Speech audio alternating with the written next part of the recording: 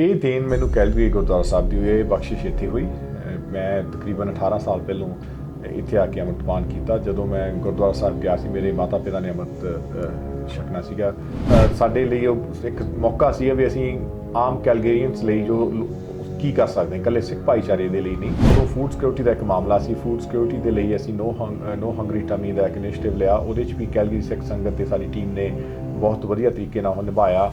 ਨਾਲ ਹੀ ਗੁਰਦੁਆਰਾ ਸਾਹਿਬ ਦੀ ਆਪਣੀ DCC food bank ਉਸ ਵਕਤ ਆਪਾਂ ਖੋਲ੍ਹੀ ਤਾਂ ਜੋ ਕਿਸੇ ਨੂੰ ਸੁੱਕਾ ਸਮਾਨ ਜੋ ਨੌਨ ਪੈਰਿਸ਼ੇਬਲ ਫੂਡ ਆ ਉਹ ਲੈ ਕੇ ਜਾ ਸਕਦੇ ਨੇ। ਚਾਹੇ ਇਸੇ ਤਰ੍ਹਾਂ ਮੁਸਲਿਮ ਭਾਈਚਾਰਾ, ਚਾਹੇ ਹਿੰਦੂ ਭਾਈਚਾਰਾ, ਚਾਹੇ ਹੋਰ ਕਮਿਊਨਿਟੀਜ਼ ਨੇ, ਕੋਕੇਸ਼ਨ ਇੱਥੋਂ ਦੇ ਲੋਕ ਨੇ। ਸੋ ਅਸੀਂ ਕੋਸ਼ਿਸ਼ ਕੀਤੀ ਸੀ ਇੱਕ ਸਾਂਝੇ ਤੌਰ 'ਤੇ ਕਮਿਊਨਿਟੀ ਗਾਰਡਨਿੰਗ ਕੀਤੀ ਜਾਵੇ, ਜਿਹਦੇ 'ਚ ਸਭ ਨੂੰ ਸੱਦਾ ਦਿੱਤਾ ਜਾਵੇ। ਅਤੇ ਗੁਰਦੁਆਰਾ ਸਾਹਿਬ ਵੱਲੋਂ ਇਹ ਉਪਰਾਲਾ ਸੀ। ਤਾਂ ਇਹੀ ਸੀਗਾ ਜੀ, ਜਦੋਂ ਗੁਰਦੁਆਰਾ ਸਾਹਿਬ ਦੇ ਵਿੱਚ ਕੰਮ ਕੀਤੇ ਤੇ ਦੇਖਿਆ ਵੀ ਸਾਨੂੰ ਗਵਰਨਮੈਂਟ ਲੈਵਲ ਤੱਕ ਸਾਡੀ ਆਵਾਜ਼ ਪਹੁੰਚਣੀ ਬਹੁਤ ਜ਼ਰੂਰੀ ਸੀ। ਕੈਲਗਰੀ ਭੁੱਲਰ ਮਕੌਲ ਦੇ ਵਿੱਚ ਗੁਰਦੁਆਰਾ ਅਤੇ ਸਾਡੀ ਆਵਾਜ਼ ਲੈਜਿਸਲੇਚਰ ਬਿਲਡਿੰਗ ਤੱਕ ਨਹੀਂ ਪਹੁੰਚੀ ਸੀ।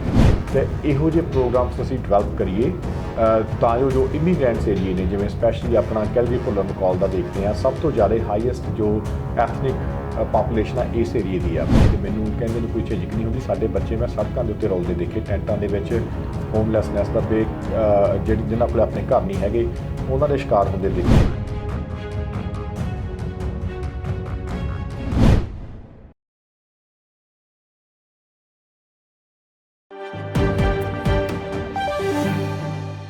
ਪੰਜਾਬੀ ਨੈਸ਼ਨਲ ਦੇ ਸਾਰੇ ਦਰਸ਼ਕਾਂ ਦਾ ਸਵਾਗਤ। ਸਤਿ ਸ਼੍ਰੀ ਅਕਾਲ। ਕੈਨੇਡਾ ਦੀ ਅਸੀਂ ਗੱਲ ਕਰਦੇ ਹਾਂ ਤਾਂ ਕੈਨੇਡਾ ਵਿੱਚ ਸਫਲਤਾ ਦੇ ਝੰਡੇ ਪੰਜਾਬੀਆਂ ਨੇ ਬਹੁਤ ਕੱਢੇ ਨੇ। ਗੱਲ ਆਪਣੀ ਵਿਅਕਤੀਗਤ ਇੰਡੀਵਿਜੂਅਲ ਕਾਮਯਾਬੀ ਦੀ ਨਹੀਂ ਹੁੰਦੀ, ਕਈ ਵਾਰ ਭਾਈਚਾਰੇ ਨੂੰ ਵੀ ਅੱਗੇ ਤੋਰਨਾ ਪੈਂਦਾ ਹੈ। ਅਲਬਰਟਾ ਸੂਬੇ ਦੇ ਵਿੱਚ ਕੈਨੇਡਾ 'ਚ ਚੋਣਾਂ ਹੋਣ ਜਾ ਰਹੀਆਂ ਨੇ 29 ਤਰੀਕ ਨੂੰ। ਬਹੁਤ ਸਾਰੇ ਪੰਜਾਬੀ ਉਮੀਦਵਾਰ ਇਸ ਵਿੱਚ ਜ਼ੋਰ ਅਜ਼ਮਾਈ ਕਰ ਰਹੇ ਨੇ। ਬੜੇ ਪ੍ਰੋਮੀਨੈਂਟ ਲੋਕ ਨੇ ਕਈ। ਇਹਨਾਂ ਵਿੱਚੋਂ ਇੱਕ ਸਾਡੇ ਕੋਲ ਅੱਜ ਮੌਜੂਦ ਨੇ, ਕੈਲਗਰੀ ਦੀ ਜਾਣੀ ਪਛਾਣੀ ਸ਼ਖਸੀਅਤ ਸਰਦਾਰ ਅਮਨਪ੍ਰੀਤ ਸਿੰਘ ਗਿੱਲ। ਭਾਈ ਸਾਹਿਬ, ਵਾਹਿਗੁਰੂ ਜੀ ਕਾ ਖਾਲਸਾ, ਵਾਹਿਗੁਰੂ ਜੀ ਕੀ ਫਤਿਹ। ਵਾਹਿਗੁਰੂ ਜੀ ਕਾ ਖਾਲਸਾ, ਵਾਹਿਗੁਰੂ ਜੀ ਕੀ ਫਤਿਹ ਜੀ। ਭਾਈ ਸਾਹਿਬ, ਤੁਸੀਂ ਕੈਲਗਰੀ ਦੇ ਵਿੱਚ ਜਾਣੇ ਪਛਾਣੇ ਹੋ। ਕੈਲਗਰੀ ਦੀ ਬਹੁਤ ਵੱਡੀ ਸੰਸਥਾ ਗੁਰਦੁਆਰਾ ਦਸ਼ਮੇਸ਼ ਕਲਚਰ ਸੈਂਟਰ ਦੇ ਮੁੱਖ ਸੇਵਾਦਾਰ ਵੀ ਰਹਿ ਚੁੱਕੇ ਹੋ। ਇਸ ਵੇਲੇ ਕੈਲਗਰੀ ਦੇ ਭੁੱਲਰ ਮਕੌਲ ਹਲਕੇ ਤੋਂ ਤੁਸੀਂ UCP ਪਾਰਟੀ ਦੇ ਉਮੀਦਵਾਰ ਹੋ। ਸਭ ਤੋਂ ਪਹਿਲਾਂ ਅਸੀਂ ਉੱਧਰ ਨੂੰ ਜਾਈਏ, ਰਾਜਨੀਤੀ ਵੱਲ ਨੂੰ। ਥੋੜ੍ਹਾ ਜਿਹਾ ਸਾਨੂੰ ਆਪਣੇ ਪਿਛੋਕੜ ਬਾਰੇ ਦੱਸ ਦਿਓ। ਹਾਂਜੀ, ਬਿਲਕੁਲ ਜੀ। ਮੈਂ 1994 ਦੇ ਵਿੱਚ ਇੱਥੇ ਕੈਲਗਰੀ 'ਚ ਆਇਆ ਸੀ। ਮੈਂ 17-18 ਸਾਲ ਦੀ ਮੇਰੀ ਉਮਰ ਸੀ ਉਸ ਵਕਤ। ਆਪਣੇ ਪਰਿਵਾਰ ਦੇ ਨਾਲ, ਮਾਤਾ ਪਿਤਾ, ਭਰਾ, ਮੇਰੀ ਸਿਸਟਰ ਨੇ ਸਪਾਂਸਰ ਕੀਤਾ ਸੀ। ਉਹਨਾਂ ਦੇ ਸੱਦੇ 'ਤੇ ਇੱਥੇ ਪਹੁੰਚੇ, ਆ ਕੇ ਆਪਦੀ ਸਕੂਲਿੰਗ ਕੀਤੀ, ਨਾਲ ਕੰਮਕਾਰ ਕਰਕੇ ਸਟੇਟ ਤੋਂ ਆਪਦੀ ਐਜੂਕੇਸ਼ਨ ਐਡਵਾਂਸ ਕਰਕੇ ਇੱਕ ਛੋਟੀ ਜਿਹੀ ਟਰੱਕਿੰਗ ਕੰਪਨੀ ਬ੍ਰਦਰ ਦੇ ਨਾਲ ਖੋਲ੍ਹੀ। ਉਸ ਤੋਂ ਬਾਅਦ ਆਪਦਾ ਐਕਸਕਵੇਸ਼ਨ ਦੀ ਕੰਪਨੀ ਅਤੇ ਹੋਮ ਬਿਲਡਿੰਗ ਕਰਕੇ ਅਤੇ ਆਪਣੀ ਹੁਣ ਵਾਈਫ ਅਤੇ 2 ਮੇਰੇ ਬੱਚੇ ਨੇ, ਉਹਨਾਂ ਦੇ ਨਾਲ ਕੈਲਗਰੀ 'ਚ ਰਹਿ ਰਿਹਾ ਵਾਂ। ਅਤੇ ਇੱਕ ਛੋਟਾ ਜਿਹਾ ਕਹਿ ਲਓ ਵੀ ਕਾਰੋਬਾਰੀ ਹਾਂ। ਅਤੇ ਨਾਲ ਦੀ ਨਾਲ ਮੈਂ ਜੋ ਆਪਣੀ ਕਮਿਊਨਿਟੀ ਦੇ ਕੰਮਾਂ ਕਾਰਾਂ ਦੇ ਵਿੱਚ ਸ਼ੁਰੂ ਤੋਂ ਹੀ ਜਦੋਂ ਤੋਂ ਇੱਥੇ ਪਹੁੰਚੇ ਹਮੇਸ਼ਾ ਐਕਟਿਵ ਰਿਹਾ ਵਾਂ। ਚਾਹੇ ਉਹ ਸਕੂਲ ਦੇ ਵਿੱਚ ਵਾਲੰਟੀਅਰ ਕੰਮ ਹੋਵੇ, ਚਾਹੇ ਉਹ ਆਪਣੇ ਟੂਰਨਾਮੈਂਟ ਜਾਂ ਨਗਰ ਕੀਰਤਨ, ਜਾਂ ਕਦੇ ਵੀ ਕਮਿਊਨਿਟੀ ਨੂੰ ਕਿਤੇ ਜ਼ਰੂਰਤ ਪਈ ਤਾਂ ਮੈਂ ਹਮੇਸ਼ਾ ਅੱਗੇ ਆ ਕੇ ਆਪਣੀਆਂ ਸੇਵਾਵਾਂ ਨਿਭਾਉਂਦਾ ਰਿਹਾ ਜੀ। ਤੁਸੀਂ ਗੁਰਦੁਆਰਾ ਸਾਹਿਬ ਦੇ ਮੁੱਖ ਸੇਵਾਦਾਰ ਵੀ ਰਹੇ ਹੋ। ਗੁਰਸਿੱਖੀ ਜੀਵਨ ਅਤੇ ਸਰੂਪ ਇਹ ਪਿੱਛੋਂ ਹੀ ਵਿਰਾਸਤ ਵਿੱਚ ਲੈ ਕੇ ਆਏ ਸੀ ਜਾਂ ਇੱਥੇ ਆ ਕੇ ਮੋੜਾ ਪਿਆ ਤੁਹਾਨੂੰ? ਇਹ ਦੇਣ ਮੈਨੂੰ ਕੈਲਗਰੀ ਗੁਰਦੁਆਰਾ ਸਾਹਿਬ ਦੀ ਹੋਈ, ਇਹ ਬਖਸ਼ਿਸ਼ ਇੱਥੇ ਹੋਈ। ਮੈਂ ਤਕਰੀਬਨ 18 ਸਾਲ ਪਹਿਲੋਂ ਇੱਥੇ ਆ ਕੇ ਅੰਮ੍ਰਿਤਪਾਨ ਕੀਤਾ। ਜਦੋਂ ਮੈਂ ਗੁਰਦੁਆਰਾ ਸਾਹਿਬ ਗਿਆ ਸੀ, ਮੇਰੇ ਮਾਤਾ ਪਿਤਾ ਨੇ ਅੰਮ੍ਰਿਤ ਛਕਣਾ ਸੀਗਾ ਵਿਸਾਖੀ 'ਤੇ। ਅਤੇ ਉਸ ਵਕਤ ਜਦੋਂ ਗੁਰਦੁਆਰਾ ਸਾਹਿਬ ਗਏ, ਉੱਥੇ ਸਕਰੀਨ 'ਤੇ ਸ਼ਬਦ ਚੱਲ ਰਿਹਾ ਸੀਗਾ ਅਤੇ ਨਾਲ ਸ਼ਬਦ ਪੜ੍ਹਿਆ ਜਾ ਰਿਹਾ ਸੀ ਸਾਡੇ ਬੱਚਿਆਂ ਵੱਲੋਂ ਵੀ ਲਾਲ ਰੰਗ ਤਿਸਕੇ ਲੱਗਾ ਜਿਸਕੇ ਵਡਭਾਗਾ, ਮੈਲਾ ਕਦੇ ਨਾ ਹੋਵੇ ਨਾ ਲਾਗੇ ਦਾਗਾ। ਬਸ ਉਹ ਸ਼ਬਦ ਮਨ 'ਚ ਵੱਜਿਆ ਅਤੇ ਉੱਥੋਂ ਹੀ ਮੈਂ ਅਤੇ ਮੇਰੀ ਵਾਈਫ ਦੋਨੇ ਬੈਠੇ ਸਨ ਅਤੇ ਸਿੱਖੀ ਦੀ ਜਾਗ ਲੱਗ ਗਈ। ਅਤੇ ਬਸ ਨਾਲ ਹੀ ਉਸੇ ਸਾਲ ਅੰਮ੍ਰਿਤ ਛਕ ਕੇ ਅਤੇ ਗੁਰੂ ਵਾਲਾ ਬਣਿਆ ਜੀ। ਉਸ ਤੋਂ ਬਾਅਦ ਜਿਸ ਗੁਰੂ ਘਰ ਤੋਂ ਤੁਹਾਨੂੰ ਪ੍ਰੇਰਨਾ ਲੈ ਕੇ ਤੁਸੀਂ ਗੁਰੂ ਵਾਲੇ ਬਣੇ, ਗੁਰੂ ਘਰ ਦੇ ਵਿੱਚ ਗੁਰੂ ਸਾਹਿਬ ਨੇ ਤੁਹਾਨੂੰ ਸੇਵਾ ਸੌਂਪੀ, ਕੈਲਗਰੀ ਦੀ ਸੰਗਤ ਨੇ ਸੇਵਾ ਸੌਂਪੀ, ਤੁਸੀਂ ਮੁੱਖ ਸੇਵਾਦਾਰ ਬਣੇ। ਉਸ ਦੀ ਸ਼ਲਾਘਾ ਕੀਤੀ ਜਾਂਦੀ। ਜਿਹੜਾ ਸਮਾਂ ਤੁਸੀਂ ਐਜ਼ ਏ ਪ੍ਰਧਾਨ ਤੁਸੀਂ ਨਿਭਾਇਆ, ਉਸ ਨੂੰ ਯਾਦ ਕੀਤਾ ਜਾਂਦਾ ਕਿ ਕੰਮ ਬਹੁਤ ਸੋਹਣੇ ਕੀਤੇ। ਕੋਵਿਡ ਦਾ ਵੀ ਸਮਾਂ ਸੀ, ਬਹੁਤ ਕੁਝ ਹੋਇਆ। ਥੋੜ੍ਹਾ ਜਿਹਾ ਸੰਖੇਪ ਦੇ ਵਿੱਚ ਸਾਨੂੰ ਦੱਸੋ ਕਿਹੜੇ ਕਿਹੜੇ ਕੰਮ ਕੀਤੇ। 2019 ਦੇ ਵਿੱਚ ਸੇਵਾ ਸਾਨੂੰ ਸਾਡੀ ਟੀਮ ਨੂੰ ਮੌਕਾ ਮਿਲਿਆ, ਕੈਲਗਰੀ ਦੀ ਸਿੱਖ ਸੰਗਤ ਨੇ ਦਿੱਤਾ।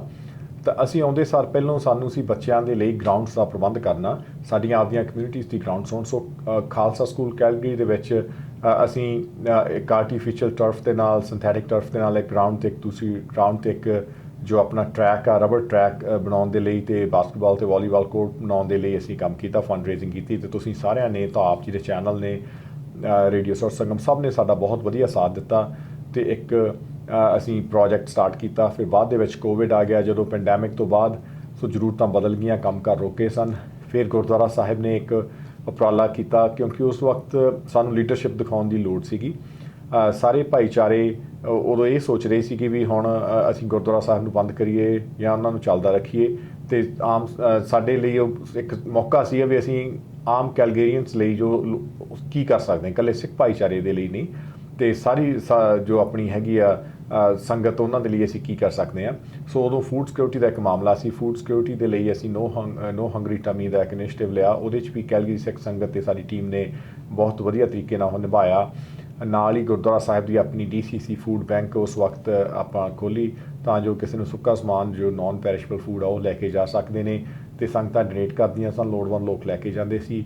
ਨਾਲ ਹੀ ਕੋਵਿਡ ਟਾਈਮ ਸਾਡੇ ਬਜ਼ੁਰਗਾਂ ਅਤੇ ਬੱਚਿਆਂ ਦੇ ਲਈ ਅਸੀਂ ਇੱਕ ਜੋ ਸੀਗਾ ਕਮਿਊਨਿਟੀ ਗਾਰਡਨਿੰਗ ਦਾ ਪ੍ਰੋਜੈਕਟ ਮਾਰਟਿਨਡੇਲ ਕਮਿਊਨਿਟੀ ਐਸੋਸੀਏਸ਼ਨ ਦੇ ਨਾਲ ਇੱਕ ਜੋ ਐਜੂਕੇਸ਼ਨਲ ਪ੍ਰੋਜੈਕਟ ਸੀਗਾ ਬੱਚਿਆਂ ਦੇ ਲਈ, ਅਤੇ ਇੱਕ ਸਾਰੇ ਭਾਈਚਾਰਿਆਂ ਨੂੰ ਇਕੱਠੇ ਕਰਨ ਦੇ ਲਈ, ਕਿਉਂਕਿ ਆਪਾਂ ਛੋਟੇ ਛੋਟੇ ਡਿਵੀਜ਼ਨਸ ਦੇ ਵਿੱਚ ਰਹਿ ਰਹੇ ਹਾਂ, ਚਾਹੇ ਆਪਣਾ ਭਾਈਚਾਰਾ ਵਾ, ਚਾਹੇ ਇਸੇ ਤਰ੍ਹਾਂ ਮੁਸਲਿਮ ਭਾਈਚਾਰਾ, ਚਾਹੇ ਹਿੰਦੂ ਭਾਈਚਾਰਾ, ਚਾਹੇ ਹੋਰ ਕਮਿਊਨਿਟੀਜ਼ ਨੇ, ਕੋਕੇਸ਼ਨ ਇੱਥੋਂ ਦੇ ਲੋਕ ਨੇ।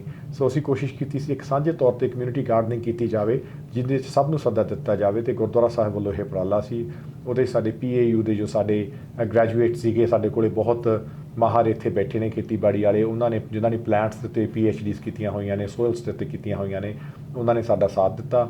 ਉਸ ਤੋਂ ਬਾਅਦ ਜੋ ਆਪਣੇ ਬੱਚਿਆਂ ਅਤੇ ਬੀਬੀਆਂ ਦੇ ਲਈ ਇੱਕ ਆਸਰਾ ਘਰ ਮਾਤਾ ਸਾਹਿਬ ਕੌਰ ਜੀ ਦੇ ਨਾਂ ਦੇ ਉੱਤੇ ਮਾਤਾ Sahib Kaur ji woman and children transitional housing project ਲੈ ਕੇ ਆਏ। ਉਹਦੇ ਵਿੱਚ ਵੀ ਸਾਡਾ ਬਹੁਤ ਆਲਮੋਸਟ $25 ਮਿਲੀਅਨ ਦਾ ਇਹ ਪ੍ਰੋਜੈਕਟ ਆ। ਅਤੇ ਉਸ ਤੋਂ ਬਾਅਦ ਗੁਰਦੁਆਰਾ ਸਾਹਿਬ ਦੀ ਨਵੀਂ ਇਮਾਰਤ ਦੇ ਲਈ ਇਹ ਗੁਰਦੁਆਰਾ ਸਾਹਿਬ ਇਸੇ ਤਰ੍ਹਾਂ ਰਹਿਣਗੇ, ਕਿਉਂਕਿ ਸੰਗਤ ਹੁਣ ਕਾਫੀ ਜ਼ਿਆਦਾ ਵੱਧ ਗਈ ਆ। ਇਹ ਗੁਰਦੁਆਰਾ 1987 ਦੇ ਵਿੱਚ ਇਹਨਾਂ ਦੀ ਸ਼ੁਰੂਆਤ ਹੋਈ ਸੀ, ਅਤੇ ਹੁਣ ਆਪਣੀ ਇੰਨੀ ਜ਼ਿਆਦਾ ਸੰਗਤ ਹੈ, ਇਸ ਲਈ ਇੱਕ ਨਵੀਂ ਇਮਾਰਤ ਦੇ ਲਈ ਲੈਂਡ ਖਰੀਦੀ ਗਈ।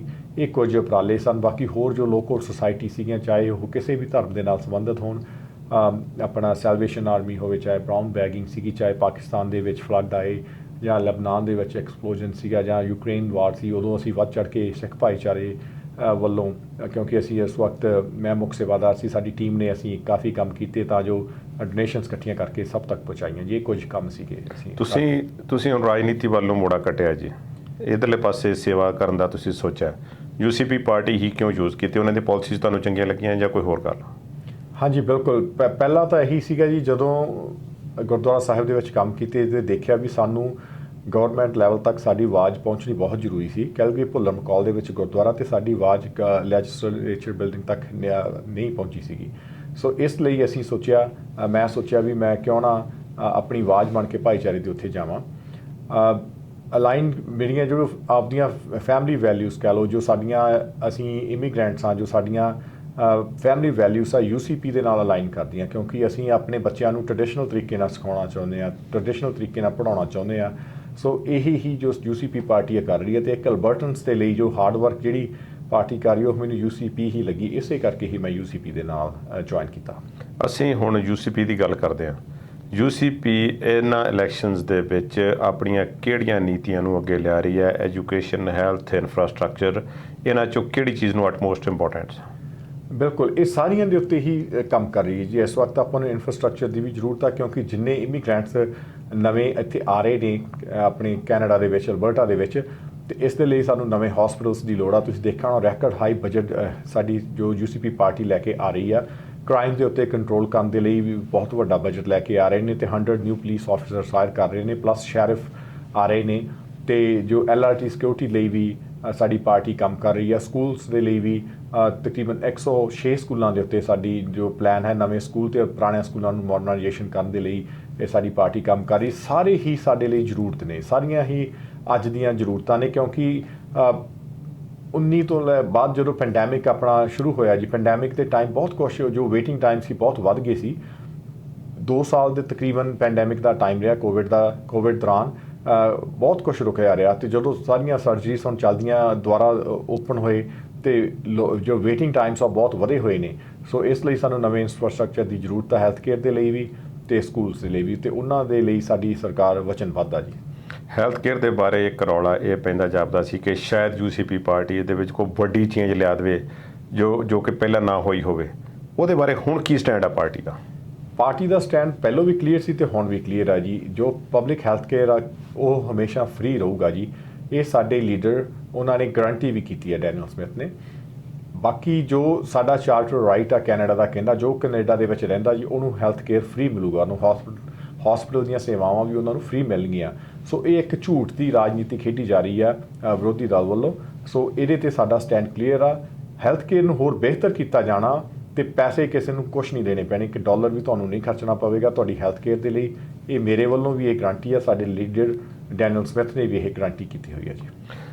ਅਮਨਪ੍ਰੀਤ ਸਿੰਘ ਗਿੱਲ ਅੱਜ ਉਮੀਦਵਾਰ ਨੇ, ਚੋਣ ਲੜਨ ਜਾ ਰਹੇ ਨੇ, ਚੋਣ ਦਾ ਫੈਸਲਾ 29 ਮਈ ਨੂੰ ਹੋਣਾ ਹੈ। ਮੈਂ ਇਹ ਇੱਥੇ ਪੁੱਛਣਾ ਚਾਹੁੰਦਾ ਕਿ ਜੇ ਉਸ ਦਿਨ ਨੂੰ ਅਮਨਪ੍ਰੀਤ ਸਿੰਘ ਗਿੱਲ MLA ਬਣ ਜਾਂਦੇ ਨੇ, ਸਰਕਾਰ UCP ਦੀ ਆ ਜਾਂਦੀ ਹੈ, ਕਮਿਊਨਿਟੀ ਲਈ, ਭਾਈਚਾਰੇ ਲਈ ਤੇ ਇਸ ਹਲਕੇ ਲਈ ਕੈਲਗਰੀ ਭੁੱਲਰ ਮਕਾਲ ਬਹੁਤ ਵੱਡਾ ਨਾਮ ਹੈ, ਮਨਮੀਤ ਭੁੱਲਰ ਦੇ ਨਾਮ ਤੇ ਕੰਸਟੀਚੁਐਂਸੀ ਹੈ, ਕੀ ਕਰਨਾ ਚਾਹੋਗੇ? ਬਿਲਕੁਲ ਹਾਂਜੀ, ਤੁਸੀਂ ਮਨਮੀਤ ਭੁੱਲਰ ਸਿੰਘ ਹੋਰਾਂ ਦਾ ਨਾਂ ਲਿਆ। ਅਸੀਂ ਹਮੇਸ਼ਾ ਹੀ ਉਹਨਾਂ ਦਾ ਕੱਦ ਬਹੁਤ ਉੱਚਾ ਸੀ ਤੇ ਹਮੇਸ਼ਾ ਉਹਨਾਂ ਨਾਲ ਦੇਖਦੇ ਜੋ ਉਹਨਾਂ ਨੇ ਕਾਰਜ ਕੀਤੇ ਬਹੁਤ ਥੋੜ੍ਹੇ ਸਮੇਂ ਵਿੱਚ ਰਹਿ ਕੇ। ਇਸੇ ਤਰ੍ਹਾਂ ਹੀ ਜੋ ਸਾਡੀ ਕੈਲਗਰੀ ਭੁੱਲਰ ਮਕਾਲ ਹਲਕੇ ਦੀਆਂ ਜੋ ਜ਼ਰੂਰਤਾਂ ਨੇ, ਕਿਉਂਕਿ ਜਦੋਂ ਮੈਂ ਗੁਰਦੁਆਰਾ ਸਾਹਿਬ ਵਿੱਚ ਮੁੱਖ ਸੇਵਾਦਾਰ ਵਜੋਂ ਵਿਚਰਿਆ, ਕਮਿਊਨਿਟੀ ਵਿੱਚ ਆਇਆ, ਤਾਂ ਮੈਨੂੰ ਪਤਾ ਲੱਗਿਆ ਲੋਕੀ ਤੁਹਾਡੇ ਕੋਲੇ ਇਕੱਲੀ ਇੱਕ ਗੁਰਦੁਆਰਾ ਸਾਹਿਬ ਦੇ ਵਿੱਚ ਗੁਰੂ ਸਾਹਿਬ ਨੂੰ ਨਮਸਤਕ ਹੋਣ ਦੇ ਜਾਂ ਗੁਰਬਾਣੀ ਸੁਣਨ ਲਈ ਨਹੀਂ ਆਉਂਦੇ, ਆਪਣੀਆਂ ਪ੍ਰੋਬਲਮਸ ਲੈ ਕੇ ਵੀ ਆਉਂਦੇ ਆ, ਤਾਂ ਜੋ ਉਹਨਾਂ ਨੂੰ ਕਾਉਂਸਲਿੰਗ ਮਿਲ ਸਕੇ, ਉਹਨਾਂ ਨੂੰ ਕੋਈ ਸਹਾਇਤਾ ਮਿਲ ਸਕੇ। ਗਵਰਨਮੈਂਟ ਤੱਕ ਜਾਣ ਤੋਂ ਪਹਿਲੋਂ ਗੁਰਦੁਆਰਾ ਸਾਹਿਬ ਨੂੰ ਅਪਰੋਚ ਕੀਤਾ ਜਾਂਦਾ, ਕਿਉਂਕਿ ਇਹ ਇੱਕ ਸੁਭਾਅ ਬਣਿਆ ਹੋਇਆ ਆਪਣੇ ਭਾਈਚਾਰੇ ਦਾ, ਜਿੱਥੇ ਵੀ ਟਰਸਟ ਆ ਵੀ ਆਪਣੀ ਕਮਿਊਨਿਟੀ ਨਾਲ ਖੜੂਗੀ। ਇਹੀ ਹੀ ਮੁੱਢਲਾ ਕਾਰਨ ਬਣਿਆ ਵੀ ਪੋਲੀਟਿਕਸ ਦੇ ਵਿੱਚ ਆਇਆ। ਅਸੀਂ ਚਾਹੁੰਦੇ ਜੇ ਮੈਂ ਗਵਰਨਮੈਂਟ ਤੱਕ ਜਾਊਂਗਾ ਤੇ ਇਹੋ ਜਿਹੇ ਪ੍ਰੋਗਰਾਮਸ ਅਸੀਂ ਡਿਵੈਲਪ ਕਰੀਏ ਤਾਂ ਜੋ ਇਮੀਗ੍ਰੈਂਟਸ ਏਰੀਏ ਨੇ, ਜਿਵੇਂ ਸਪੈਸ਼ਲੀ ਆਪਣਾ ਕੈਲਗਰੀ ਭੁੱਲਰ ਮਕਾਲ ਦਾ ਦੇਖਦੇ ਹਾਂ, ਸਭ ਤੋਂ ਜ਼ਿਆਦਾ ਹਾਈਐਸਟ ਜੋ ਐਥਨਿਕ ਪਾਪੂਲੇਸ਼ਨ ਆ ਇਸ ਏਰੀਏ ਦੀ ਆ। ਇਹਨਾਂ ਦੀਆਂ ਸਾਡੀਆਂ ਇਸ ਏਰੀਏ ਦੀਆਂ ਜ਼ਰੂਰਤਾਂ ਆਮ ਬਾਕੀ ਕੈਲਗਰੀ ਨਾਲੋਂ ਵੱਖਰੀਆਂ ਨੇ, ਹੋਰ ਭਾਈਚਾਰਿਆਂ ਨਾਲੋਂ ਵੱਖਰੀਆਂ ਨੇ। ਕਿਸ ਤਰ੍ਹਾਂ ਵੱਖਰੀਆਂ ਨੇ, ਥੋੜ੍ਹਾ ਜਿਹਾ ਦੱਸ ਸਕਦੇ ਹੋ? ਹਾਂਜੀ, ਜਦੋਂ ਆਪਣੇ ਪਰਿਵਾਰ ਨਵੇਂ ਇੱਥੇ ਆਉਂਦੇ ਨੇ ਉਹ ਗਵਾਚ ਜਾਂਦੇ ਨੇ, ਉਹਨਾਂ ਨੂੰ ਪਤਾ ਨਹੀਂ ਲੱਗਦਾ ਸੀ ਗਵਰਨਮੈਂਟ ਤੋਂ ਕਿਵੇਂ ਸਹਾਇਤਾ ਲੈਣੀ ਹੈ, ਕਿਉਂਕਿ ਇੰਗਲਿਸ਼ ਇੱਕ ਬੈਰੀਅਰ ਹੋ ਜਾਂਦਾ, ਕਲਚਰ ਜੋ ਡਿਫਰੈਂਸਿਸ ਨੇ ਉਹ ਨੇ, ਤੇ ਉਹ ਇਹ ਕੁਝ ਕਾਰਨ ਨੇ। ਸੋ ਜਦੋਂ ਉਹਨਾਂ ਨੂੰ ਕਿਸੇ ਚੀਜ਼ ਦੀ ਜ਼ਰੂਰਤ ਹੁੰਦੀ ਹੈ ਉਹ ਆਪਣੇ ਭਾਈਚਾਰੇ ਤੱਕ ਅਪਰੋਚ ਕਰਦੇ ਨੇ। ਸੋ ਜਦੋਂ ਆਪਣੇ ਭਾਈਚਾਰੇ ਲਈ ਸਪੈਸ਼ਲ ਕੋਈ ਪ੍ਰੋਗਰਾਮ ਬਣ ਗਏ, ਜਿਵੇਂ ਹੁਣ ਸਾਡੇ ਬੱਚੇ ਨੇ ਡਰੱਗਸ ਦੇ ਵਿੱਚ, ਗੈਂਗ ਵਾਇਲੈਂਸ ਦੇ ਵਿੱਚ ਪਏ ਹੋਏ ਨੇ, ਹਾਲਾਂਕਿ ਗਵਰਨਮੈਂਟ ਦੇ ਬਹੁਤ ਪ੍ਰੋਗਰਾਮ ਨੇ, ਪਰ ਉਹਨਾਂ ਨੂੰ ਪਤਾ ਨਹੀਂ ਲੱਗਦਾ ਉਹਨਾਂ ਪ੍ਰੋਗਰਾਮ ਤੱਕ ਪਹੁੰਚਣਾ ਕਿਵੇਂ ਆ। ਸੋ ਸਾਨੂੰ ਇੱਥੇ ਆ ਕੇ ਮੈਨੂੰ ਪਤਾ ਲੱਗਿਆ ਵੀ ਜੋ ਸਾਡੇ ਬੱਚੇ ਇਸ ਪਾਸੇ ਨੂੰ ਪਏ ਹੋਏ ਨੇ, ਅਸੀਂ ਗੁਰਦੁਆਰਾ ਸਾਹਿਬ ਵੱਲੋਂ ਕੁਝ ਉਪਰਾਲੇ ਕੀਤੇ ਵੀ ਉਹਨਾਂ ਨੂੰ ਦੁਬਾਰਾ ਫਿਰ ਬੈਕ ਟਰੈਕ ਲੈ ਕੇ ਆਂਦਾ ਜਾਵੇ, ਉਹਨਾਂ ਨੂੰ ਦੁਬਾਰਾ ਲਾਈਫ ਦੇ ਉੱਤੇ ਉਹਨਾਂ ਨੂੰ ਪੈਰਾਂ ਭਾਰ ਦੁਬਾਰਾ ਫਿਰ ਖੜਾ ਕੀਤਾ ਜਾਵੇ। ਉਸ ਲਈ ਅਸੀਂ ਕੁਝ ਪ੍ਰੋਗਰਾਮ ਗੁਰਦੁਆਰਾ ਸਾਹਿਬ ਦੇ ਵਿੱਚ ਵੀ ਚਲਾਏ ਸਨ, ਨਾਮ ਆਰਗੇਨਾਈਜੇਸ਼ਨ ਦੇ ਨਾਲ ਰਲ ਕੇ, ਡਾਕਟਰ ਗਿੱਲ ਹੋਰਾਂ ਦੇ ਨਾਲ ਰਲ ਕੇ ਵੀ ਇਹਨਾਂ ਨੂੰ ਰੀਹੈਬ ਕੀਤਾ ਜਾਵੇ, ਬੱਚਿਆਂ ਨੂੰ ਕਾਉਂਸਲਿੰਗ ਕਰਕੇ, ਜਾਂ ਸਿਆਣੀ ਉਮਰ ਦੇ ਵੀ ਨਹੀਂ, ਇਕੱਲੇ ਬੱਚੇ ਹੀ ਨਹੀਂ ਜੋ ਡਰੱਗਸ ਤੋਂ ਪੀੜਤ ਹੋ ਕੇ ਫਿਰ ਘਰ ਛੁੱਟ ਜਾਂਦੇ ਨੇ, ਸੜਕਾਂ 'ਤੇ ਰਹਿ ਰਹੇ ਨੇ, ਪਰਿਵਾਰ ਟੁੱਟ ਜਾਂਦੇ ਨੇ। ਸੋ ਇਹੋ ਜਿਹੇ ਪ੍ਰੋਗਰਾਮ ਹੋਰ ਵੀ ਬਹੁਤ ਨੇ ਸਾਡੇ ਬੱਚਿਆਂ ਤੇ ਬੀਬੀਆਂ ਦੇ ਲਈ, ਜੋ Mata Sahib Kaur woman and children transition housing project ਵੀ ਇਸੇ ਦੀ ਦੇਣ ਸੀ। ਜਦੋਂ ਅਸੀਂ ਦੇਖਿਆ ਘਰਾਂ ਦੇ ਵਿੱਚ ਜਦੋਂ ਡੋਮੈਸਟਿਕ ਵਾਇਲੈਂਸ, ਘਰੇਲੂ ਝਗੜਾ ਹੁੰਦਾ ਵਾ ਤੇ ਉਹਨਾਂ ਘਰੇ ਲੜਾਈ ਹੋ ਜਾਂਦੀ, ਬੱਚਿਆਂ ਤੇ ਬੀਬੀਆਂ ਨੂੰ ਰਹਿਣ ਲਈ ਥਾਂ ਨਹੀਂ ਹੁੰਦਾ, ਉਹ ਵੂਮਨ ਸ਼ੈਲਟਰ ਜੋ ਡਾਊਨਟਾਊਨ ਦੇ ਵਿੱਚ ਨੇ ਜਾਂ ਹੋਰ ਪਾਸੇ ਸ਼ਹਿਰ ਦੇ ਬਣੇ ਹੋਏ ਨੇ, ਤੇ ਉਹਨਾਂ 'ਚ ਜਾਣ ਤੋਂ ਜੋ ਸਾਡੀਆਂ ਔਰਤਾਂ ਨੇ ਉਹ ਕਤਰਾਉਂਦੀਆਂ ਨੇ ਵੀ ਉੱਥੇ ਜਾ ਕੇ ਉਹ ਕੰਫਰਟੇਬਲ ਨਹੀਂ ਫੀਲ ਕਰਦੀਆਂ। ਇਹੀ ਇੱਕ ਕਾਰਨ ਸੀ ਆਪਾਂ ਆਪਣੇ ਭਾਈਚਾਰੇ ਦਾ ਇਹ ਪ੍ਰੋਜੈਕਟ ਲੈ ਕੇ ਆਏ, ਤੇ ਉਹਦੇ ਲਈ ਅਸੀਂ ਤਿੰਨੇ ਗਵਰਨਮੈਂਟਸ ਦੇ ਲੈਵਲ ਨਾਲ ਰਲ ਕੇ ਕੰਮ ਕੀਤਾ ਤੇ ਸਾਰਿਆਂ ਨੇ ਸਾਨੂੰ ਸਹਿਯੋਗ ਵੀ ਬਹੁਤ ਵਧੀਆ ਦਿੱਤਾ, ਤਾਂ ਜੋ ਆਪਾਂ ਇਹ ਆਲਮੋਸਟ $25 ਮਿਲੀਅਨ ਦਾ ਪ੍ਰੋਜੈਕਟ ਆ, ਜੋ ਕਿ ਮੋਸਟਲੀ 99% ਗਵਰਨਮੈਂਟ ਫੰਡਡ ਆ, ਤੇ ਇਹ ਆਇਆ। ਸੋ ਇਹੋ ਜਿਹੇ ਅਸੀਂ ਤਾਂ ਹੀ ਇਹ ਚੀਜ਼ਾਂ ਪੋਸੀਬਲ ਹੋਈਆਂ। ਮੈਨੂੰ ਪਤਾ ਸੀ ਕੰਸਰਨਸ ਕੀ ਆ, ਤੇ ਜੋ ਆਪਣੇ ਇਲੈਕਟਡ ਅਫੀਸ਼ੀਅਲ ਸੀ ਉਹਨਾਂ ਨੇ ਵੀ ਸਾਰਿਆਂ ਨੇ ਸਾਡਾ ਬਹੁਤ ਵਧੀਆ ਸਾਥ ਦਿੱਤਾ, ਤਾਂ ਹੀ ਆਪਾਂ ਇਹਨਾਂ ਨੂੰ ਬਣਾ ਸਕੇ। ਸੋ ਇਸੇ ਤਰ੍ਹਾਂ ਹੀ ਮੈਂ ਚਾਹੁੰਦਾ ਜੇ ਮੈਂ ਗਵਰਨਮੈਂਟ ਟੇਬਲ ਤੱਕ ਮੈਂ ਆਪ ਦੀ ਜੋ ਮੇਰੀ ਰਾਈਡਿੰਗ ਦੇ ਲੋਕਾਂ ਦੀ ਆਵਾਜ਼ ਲੈ ਕੇ ਜਾਊਂਗਾ, ਮੈਨੂੰ ਪਤਾ ਕੀ ਕੰਸਰਨਸ ਨੇ, ਤੇ ਬਾਕੀ ਉਹਨਾਂ ਦੀਆਂ ਜੋ ਆਉਣ ਵਾਲੇ ਸਮੇਂ ਦੇ ਵਿੱਚ ਹੋਰ ਵੀ ਇਸ਼ੂ, ਹੋਰ ਵੀ ਮੁਸ਼ਕਲਾਂ ਆਉਣਗੀਆਂ, ਕਿਉਂਕਿ ਸਮੇਂ-ਸਮੇਂ ਸਾਰੇ ਮੁਸ਼ਕਲਾਂ ਚੇਂਜ ਹੁੰਦੀਆਂ ਰਹਿੰਦੀਆਂ, ਤਾਂ ਉਹਨਾਂ ਦੀ ਆਵਾਜ਼ ਬਣ ਕੇ ਮੈਂ ਨਵੇਂ ਜੋ ਵੀ ਪ੍ਰੋਗਰਾਮਸ ਆਪਾਂ ਗਵਰਨਮੈਂਟ ਵੱਲੋਂ ਡਿਵੈਲਪ ਕਰੀਏ, ਤਾਂ ਜੋ ਆਪਣਾ ਭਾਈਚਾਰਾ ਵੱਧ ਤੋਂ ਵੱਧ ਇਹਨਾਂ ਦੀਆਂ ਸੇਵਾਵਾਂ ਲੈ ਸਕੇ। ਗਿੱਲ ਸਾਹਿਬ, ਤੁਸੀਂ ਗੁਰਦੁਆਰਾ ਸਾਹਿਬ ਦੇ ਮੁੱਖ ਸੇਵਾਦਾਰ ਰਹੇ ਹੋ ਤੇ ਹੁਣ ਇੱਧਰ ਨੂੰ ਆਏ ਹੋ, ਤੁਸੀਂ ਦੋ ਚੀਜ਼ਾਂ ਦਾ ਨਾਮ ਲਿਆ, ਡਰੱਗਸ, ਗੈਂਗ ਵਾਰ। ਤੁਸੀਂ ਗੁਰਦੁਆਰਾ ਸਾਹਿਬ ਵੱਲੋਂ ਬਹੁਤ ਸਾਰੇ ਕਾਰਜ ਕੀਤੇ ਗਏ ਨੇ, ਸਾਡਾ ਇਹ ਪ੍ਰੋਗਰਾਮ ਪੰਜਾਬ ਵਿੱਚ ਵੀ ਦੇਖਿਆ ਜਾਣਾ ਹੈ। ਬਹੁਤ ਸਾਰੇ ਲੋਕ ਜੋ ਕੈਨੇਡਾ ਵੱਲੋਂ ਅੱਜ ਆਉਣਾ ਚਾਹੁੰਦੇ ਨੇ, ਉਹ ਇੱਥੇ ਆ ਕੇ ਪੱਕੇ ਤੌਰ 'ਤੇ ਵਸਣਾ ਚਾਹੁੰਦੇ ਨੇ, ਤੇ ਇਸ ਤਰ੍ਹਾਂ ਸਮਝਦੇ ਨੇ ਕਿ ਇੱਕ ਵਾਰੀ ਜਹਾਜ਼ ਫੜ ਕੇ ਪਹੁੰਚ ਜੀ ਤੇ ਫਿਰ ਜ਼ਿੰਦਗੀ ਵਧੀਆ ਵਧੀਆ। ਪਰ ਤੁਸੀਂ ਇਹ ਸਮੱਸਿਆਵਾਂ ਨੂੰ, ਭਾਈਚਾਰੇ ਦੀਆਂ, ਯੂਥ ਦੀਆਂ ਸਮੱਸਿਆਵਾਂ ਨੂੰ, ਸਿਆਣਿਆਂ ਦੀਆਂ, ਵਡੇਰੀ ਉਮਰ ਦੀਆਂ ਅਧਖੜ ਉਮਰ ਦੀਆਂ ਦੀ ਸਮੱਸਿਆ ਨੂੰ ਵੀ ਤੁਸੀਂ ਨੇੜੇ ਤੋਂ ਵੇਖਿਆ। ਦੋ ਚਾਰ ਇਹੋ ਜਿਹੀਆਂ ਵੱਡੀਆਂ ਸਮੱਸਿਆਵਾਂ ਜਿਨ੍ਹਾਂ ਦੇ ਬਾਰੇ ਸਾਨੂੰ ਸੁਚੇਤ ਰਹਿਣਾ ਚਾਹੀਦਾ ਭਾਈਚਾਰਕ ਤੌਰ 'ਤੇ। ਇਹ 'ਚ ਕੋਈ ਸ਼ੱਕ ਨਹੀਂ, ਕੈਨੇਡਾ ਦੇ ਵਿੱਚ ਪੰਜਾਬੀਆਂ ਨੇ ਬਹੁਤ ਮੱਲਾਂ ਮਾਰੀਆਂ, ਅਸੀਂ ਬਹੁਤ ਬੁਲੰਦੀਆਂ ਛੂਹੀਆਂ ਵਾ, ਸਾਡੇ ਕੋਲ ਇੱਥੇ ਬਿਲੀਅਨੇਅਰਸ ਵੀ ਬੈਠੇ ਨੇ, ਪਰ ਇਸ ਦੇ ਨਾਲ ਨਾਲ ਇੱਕ ਸਾਡੀ ਜੋ ਦੂਸਰਾ ਪਾਰਟ ਆ ਵੀ ਅਸੀਂ ਨਸ਼ਿਆਂ ਵੱਲ ਨੂੰ ਵੀ ਸਾਡੀ ਕਮਿਊਨਿਟੀ ਗਈ ਹੈ, ਚਾਹੇ ਉਹ ਪੰਜਾਬ 'ਚ ਆ ਚਾਹੇ ਉਹ ਇੱਥੇ ਆ, ਅਤੇ ਮੈਨੂੰ ਕਹਿੰਦੇ ਨੂੰ ਕੋਈ ਝਿਜਕ ਨਹੀਂ ਹੁੰਦੀ। ਸਾਡੇ ਬੱਚੇ ਮੈਂ ਸੜਕਾਂ ਦੇ ਉੱਤੇ ਰੁਲਦੇ ਦੇਖੇ, ਟੈਂਟਾਂ ਦੇ ਵਿੱਚ, ਹੋਮਲੈਸਨੈਸ ਦਾ ਜਿਨ੍ਹਾਂ ਕੋਲ ਆਪਣੇ ਘਰ ਨਹੀਂ ਹੈਗੇ ਉਹਨਾਂ ਦੇ ਸ਼ਿਕਾਰ ਹੁੰਦੇ ਦੇਖੇ, ਅਤੇ ਉਹ ਡਰੱਗਸ ਦੇ ਵਿੱਚ ਪਏ, ਚੋਰੀਆਂ ਕਰਦੇ ਵੀ ਮੈਂ ਦੇਖੇ ਜਦੋਂ ਕਮਿਊਨਿਟੀ ਦੇ। ਕੈਨੇਡਾ ਦੀ ਧਰਤੀ ਤੇ? ਹਾਂਜੀ, ਕੈਨੇਡਾ ਦੀ ਧਰਤੀ ਤੇ, ਕੈਲਗਰੀ ਦੇ ਵਿੱਚ। ਪਰ ਉਹਨਾਂ ਨੂੰ ਕੀ ਹੁੰਦਾ, ਜਦੋਂ ਟਰੈਕ ਤੇ ਲੈ ਗਏ ਉਹਨਾਂ ਨੂੰ ਇੱਕ ਥੋੜ੍ਹੀ ਜਿਹੀ ਮਦਦ ਦੀ ਲੋੜ ਹੁੰਦੀ। ਸੋ ਅਸੀਂ ਐਸੇ ਭਾਈਚਾਰਾ ਗੁਰਦੁਆਰਾ ਸਾਹਿਬ ਵੱਲੋਂ ਵੀ ਕਾਫੀ ਕੋਸ਼ਿਸ਼ ਕੀਤੀ। ਉਹਦੇ ਵਿੱਚ ਚਾਹੇ ਕੋਈ ਨਵੇਂ ਆਪਣੇ ਇੰਟਰਨੈਸ਼ਨਲ ਸਟੂਡੈਂਟ ਵੀ ਕੁਛ ਬੱਚੇ ਸਨ, ਚਾਹੇ ਕੋਈ ਵਰਕ ਪਰਮਿਟ ਤੇ ਆਇਆ, ਚਾਹੇ ਜੇ ਇੱਥੋਂ ਦੀ ਪੱਕੇ ਰਹਿੰਦੇ ਜੋ ਸਿਟੀਜ਼ਨ ਸੀ ਕੈਨੇਡੀਅਨ 25-25 30 ਸਾਲ ਤੋਂ ਰਹਿ ਰਹੇ, ਉਹਨਾਂ ਨੂੰ ਵੀ ਮੈਂ ਸੜਕਾਂ ਦੇ ਉੱਤੇ ਬੇਘਰ ਦੇਖਿਆ ਤੇ ਇਸ ਗਲਤ ਰਾਹ ਦੇ ਉੱਤੇ ਤੁਰ ਪਏ, ਕਿਉਂਕਿ ਉਹਨਾਂ ਨੂੰ ਸਹੀ ਮੌਕੇ ਤੇ ਸਹੀ ਸਲਾਹ ਤੇ ਸਹੀ ਸਹਾਇਤਾ ਨਹੀਂ ਮਿਲੀ। ਸੋ ਇਹੀ ਇੱਕ ਕਾਰਨ ਸੀ ਵੀ ਉਹ ਅੱਜ ਮੈਂ ਇਹੋ ਜਿਹੇ ਇਨਸਾਨ ਵੀ ਮਿਲੇ 25 ਸਾਲ ਪਹਿਲਾਂ ਜਿਹੜੇ ਕਿ ਬਹੁਤ ਵਧੀਆ ਸੋਹਣੀ ਜ਼ਿੰਦਗੀ ਜਿਉਂਦੇ ਸਨ, ਉਹਨਾਂ ਕੋਲ ਕਨਵਰਟੇਬਲ ਕਾਰਾਂ ਸੀਗੀਆਂ ਤੇ ਅੱਜ ਉਹ ਚੋਰੀਆਂ ਦੇ ਰਾਹ ਤੇ ਤੁਰੇ ਹੋਏ ਨੇ। ਸੋ ਕਾਉਂਸਲਿੰਗ ਕੀਤੀ ਉਹਨਾਂ ਨਾਲ, ਬੈਠ ਕੇ ਅਸੀਂ ਰੀਹੈਬ ਦੇ ਵਿੱਚ ਵੀ ਭੇਜੇ ਤੇ ਕਈ ਬੱਚੇ ਮੁੜੇ ਵੀ ਨੇ। ਸੋ ਇਹੀ ਇਹ ਸਾਡਾ ਕਹਿ ਲਓ ਵੀ ਇੱਕ ਮਾੜਾ ਪਾਸਾ ਵੀ ਹੈਗਾ ਜਿਸ ਨੂੰ ਆਪਾਂ ਇਗਨੋਰ ਨਹੀਂ ਕਰ ਸਕਦੇ। ਅਵੇਅਰ ਹੋਈਏ ਤਾਂ ਬੱਚਿਆਂ ਤੱਕ ਇਹੋ ਜਿਹੇ ਪ੍ਰੋਗਰਾਮ ਲੈ ਕੇ ਆਈਏ, ਜੇ ਕੋਈ ਵੀ ਇਸ ਗਲਤ ਰਾਹ ਦੇ ਉੱਤੇ ਤੁਰਦਾ ਤੇ ਅਸੀਂ ਉਹਨਾਂ ਨੂੰ ਮੋੜ ਕੇ ਕਿਵੇਂ ਮੁੜ ਪੈਰਾਂ ਤੇ ਖੜਾ ਕਰਨਾ ਤੇ ਆਪਣੀ ਜ਼ਿੰਦਗੀ ਦੇ ਵਿੱਚ ਕਾਮਯਾਬ ਬਣਾਉਣਾ। ਗਿੱਲ ਸਾਹਿਬ, ਪ੍ਰੋਗਰਾਮ ਦੇ ਅਖੀਰ ਦੇ ਵਿੱਚ ਇੱਕ ਸੰਦੇਸ਼, ਇੱਕ ਸੁਨੇਹਾ ਆਪਣੇ ਵੱਲੋਂ ਤੁਸੀਂ ਬੜੀਆਂ ਵੱਡੀ ਜ਼ਿੰਮੇਵਾਰੀਆਂ ਨਿਭਾਈਆਂ ਨੇ ਭਾਈਚਾਰੇ ਦੇ ਵਿੱਚ, ਹਾਰ ਜਿੱਤ ਬਣੀ ਰਹਿੰਦੀ ਹੈ, ਕੋਈ ਵੱਡੀ ਗੱਲ ਨਹੀਂ, 3-4 ਸਾਲ ਬਾਅਦ ਫੇਰ ਮੌਕਾ ਨਹੀਂ ਤੇ ਨਾ ਸੀ ਕੋਈ ਜ਼ਿੰਦਗੀ ਐਂਡ ਨਹੀਂ ਹੋ ਜਾਂਦੀ ਇੱਥੇ, ਇੱਕ ਸਾਂਝ ਬਣੀ ਰਵੇ ਇਸ ਭਾਈਚਾਰੇ ਦੇ ਵਿੱਚ, ਕੀ ਕਹਿਣਾ ਚਾਹੋਗੇ ਵੋਟਰਾਂ ਨੂੰ ਤੇ ਆਪਣੇ ਹਲਕੇ ਦੇ ਲੋਕਾਂ ਨੂੰ? ਆਪਣੇ ਹਲਕੇ ਦੇ ਲੋਕਾਂ ਨੂੰ ਮੈਂ ਪਹਿਲਾਂ ਤਾਂ ਇਹੀ ਕਹੂੰਗਾ ਵੀ ਮੈਂ ਬਹੁਤ ਖੁਸ਼ਨਸੀਬ ਹਾਂ, ਮੈਨੂੰ ਇੰਨਾ ਪਿਆਰ ਤੇ ਸਤਿਕਾਰ ਮਿਲ ਰਿਹਾ ਕਮਿਊਨਿਟੀ ਨੇ। ਜੇ ਮੈਂ ਕਮਿਊਨਿਟੀ ਲਈ ਕੰਮ ਕੀਤਾ ਤੇ ਉਹੀ ਮੈਨੂੰ ਬਹੁਤ ਪਿਆਰ ਤੇ ਸਤਿਕਾਰ ਸਾਡੀ ਕਮਿਊਨਿਟੀ ਮੈਨੂੰ ਬੈਕ ਦੇ ਰਹੀ ਆ, ਤੇ ਮੈਂ ਉਹਨਾਂ ਦਾ ਹੱਥ ਬੰਨ੍ਹ ਕੇ ਉਹਨਾਂ ਦਾ ਧੰਨਵਾਦ ਕਰਦਾ। ਤੇ ਇਸੇ ਤਰ੍ਹਾਂ ਬੇਨਤੀ ਕਰਦਾ, ਇਲੈਕਸ਼ਨਾਂ ਦਾ ਟਾਈਮ ਜਿਵੇਂ ਤੁਸੀਂ ਕਿਹਾ ਵੀ ਜਿੱਤ ਹਾਰ ਆਪਣੀ ਥਾਂ ਤੇ ਆ, ਆਪਾਂ ਰਲ ਕੇ ਇੱਕ ਪਿਆਰ ਦਾ ਸੰਦੇਸ਼ ਦਈਏ। ਆਪਾਂ ਡਿਵੀਜ਼ਨ ਦੀ ਪੋਲੀਟਿਕਸ ਨਹੀਂ ਖੇਡਣੀ, ਰਲ ਮਿਲ ਕੇ ਆਪਾਂ ਇਸ ਤਰੀਕੇ ਨਾਲ ਅੱਗੇ ਜਾਣਾ ਵਾ। ਆਪਣੇ ਭਾਈਚਾਰੇ ਨੂੰ, ਸਾਰਾ ਹੀ ਆਪਣਾ ਭਾਈਚਾਰਾ ਵਾ, ਜਿੰਨੇ ਆਪਾਂ ਕੈਲਗੇਰੀਅਨਸ ਇੱਕ ਕਮਿਊਨਿਟੀ ਆ, ਆਪਾਂ ਇਸ ਤਰੀਕੇ ਨਾਲ ਕੈਨੇਡੀਅਨ ਬਣ ਕੇ ਇਹ ਚੋਣ ਲੜਨੀ ਆ। ਤੇ ਯੂਸੀਪੀ ਪਾਰਟੀ ਦੀਆਂ ਪਾਲਿਸੀਜ਼ ਤੁਹਾਨੂੰ ਪਤਾ, ਇਹ ਅਜਿਹੀ ਪਾਰਟੀ ਜੋ ਸਾਡੀ ਐਨਰਜੀ ਸੈਕਟਰ ਨੂੰ ਬਚਾ ਕੇ ਰੱਖਦੀ ਆ, ਨਵੀਆਂ ਜੌਬਸ ਲੈ ਕੇ ਆਉਂਦੀ ਆ। ਜੇ ਜੌਬਾਂ ਹੋਣਗੀਆਂ ਤਾਂ ਹੀ ਅਸੀਂ ਖੁਸ਼ਹਾਲ ਜੀਵਨ ਜੀ ਸਕਦੇ, ਸਾਡੇ ਘਰੇ 4 ਪੈਸੇ ਆਉਣਗੇ। ਤੇ ਜ਼ਰੂਰ ਤੁਸੀਂ ਇਸ ਦੇ ਉਲਟ, ਜੋ ਸਾਡਾ ਵਿਰੋਧੀ ਪਾਰਟੀ ਜਦੋਂ ਉਹ ਸਰਕਾਰ ਵਿੱਚ ਆਉਂਦੀ, ਹਮੇਸ਼ਾ ਜੌਬਾਂ ਦਾ ਇੱਥੋਂ ਲਾਸ ਹੁੰਦੀਆਂ ਨੇ, ਬਿਜ਼ਨੈਸਿਸ ਇੱਥੋਂ ਦੂਰ ਜਾਂਦੇ। ਤੇ ਤੁਹਾਡੇ ਸਾਡੇ ਲਈ ਇਹ ਪਾਰਟੀ ਕੰਮ ਕਰਦੀ ਹੈ, ਚਾਹੁੰਦੀ ਹੈ ਵੀ ਇਕੱਲੇ ਕੰਮ ਹੀ ਨਾ ਕਰੋ, ਤੁਹਾਡੇ ਸਾਡੇ ਵਰਗੇ ਜਿਹੜੇ ਛੋਟੇ ਕਾਰੋਬਾਰੀ ਆ ਉਹ ਵੀ ਅੱਗੇ ਆ ਕੇ ਤਰੱਕੀ ਕਰਨ ਤੇ ਆਪਣੇ ਜੋ ਸੁਪਨੇ ਆ ਪੂਰੇ ਕਰ ਸਕਣ। ਕੰਮਕਾਰਾਂ ਦੇ ਲਈ ਇਹੋ ਜਿਹਾ এনवायरमेंट ਲੈ ਕੇ ਆਉਂਦੀ ਆ। ਸੋ ਇਹਦੇ ਪਾਰਟੀ ਬੇਸਿਸ ਦੇ ਉੱਤੇ ਤੁਸੀਂ ਵੋਟਾਂ ਪਾਉਣੀਆਂ, ਤੁਸੀਂ ਨੁਮਾਇੰਦਾ ਦੇਖਣਾ ਵੀ ਸਾਡੇ ਲਈ ਇਹ ਕੰਮ ਕਰ ਸਕਦਾ ਕਿ ਨਹੀਂ।